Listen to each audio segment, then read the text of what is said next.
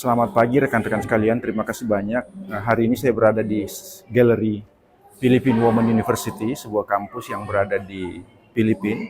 Hari ini kita akan bicara tentang marketing management.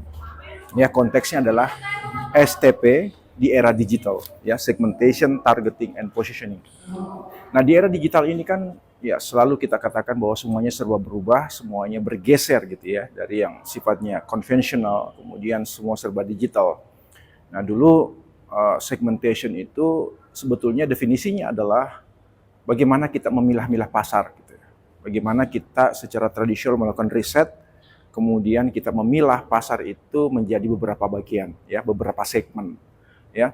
Nah, cuman kalau di era digital ini saya kira memilah pasar itu bukan lagi dilakukan secara manual gitu. Ya, tetap saja berbasiskan riset, tetapi riset itu terkait dengan bagaimana Anda memanfaatkan algoritma. Ya, media sosial yang Anda kunjungi, website tertentu yang Anda kunjungi itu bisa menjadi alasan, bisa menjadi cara yang digunakan oleh para marketer untuk mengidentifikasi apa sih sesungguhnya menjadi preferensi Anda. Ya, apa yang paling Anda sukai, apa yang Anda lakukan, apa yang Anda kerjakan di website itu. Sehingga kemudian mereka bisa punya record, ya, punya punya database tentang itu, kemudian dari situ mereka bisa mengidentify itu. Ya, bagaimana perilaku konsumen. Ya, jadi kalau misalnya Anda mengunjungi suatu website tertentu, kadang-kadang ya baru Anda klik di hari berikutnya mereka sudah rekomend ya beberapa link yang bisa Anda temui di situ, yang bisa Anda kerjakan.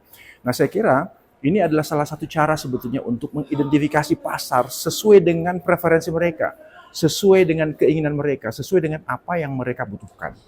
Ya, jadi segmentasi itu bukan lagi secara fisik, tetapi memang secara pribadi-pribadi gitu. Ya, dan itu ya langsung ke handphone masing-masing, langsung ke rumah masing-masing gitu ya, ke PC yang Anda punya mungkin yang terkoneksi dengan internet, langsung ke handphone Anda, langsung ke smartphone Anda gitu.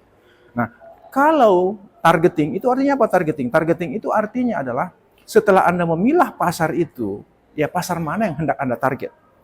Ya, kalau secara tradisional misalnya kita mengatakan bahwa targetnya misalnya lokasinya Pondok Indah, nah, gitu ya, atau remaja-remaja yang selama ini punya pendidikan tertentu. Ya, level tertentu atau remaja kota gitu. Nah, sekarang kalau targeting itu lebih fokus. Dari sekian banyak yang Anda segmented itu, yang mana ingin Anda target?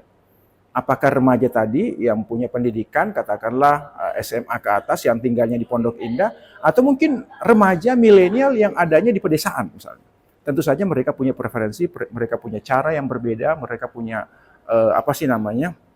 keinginan mungkin ya, yang berbeda satu sama lain. Jadi targeting itu sebetulnya lebih fokus kepada dari sekian banyak segmen yang Anda pilih, itu mana yang ingin Anda target, karena tidak semua bisa Anda target gitu.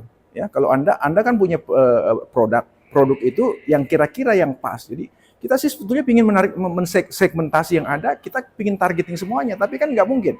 Kenapa? Karena mungkin kita punya keterbatasan, sehingga kemudian kita harus menentukan targetnya yang mana.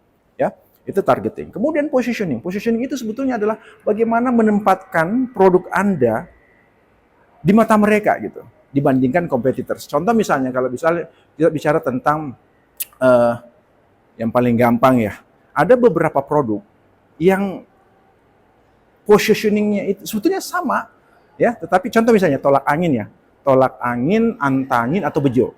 Itu sebetulnya khasiatnya sama, kurang lebih sama. Ya.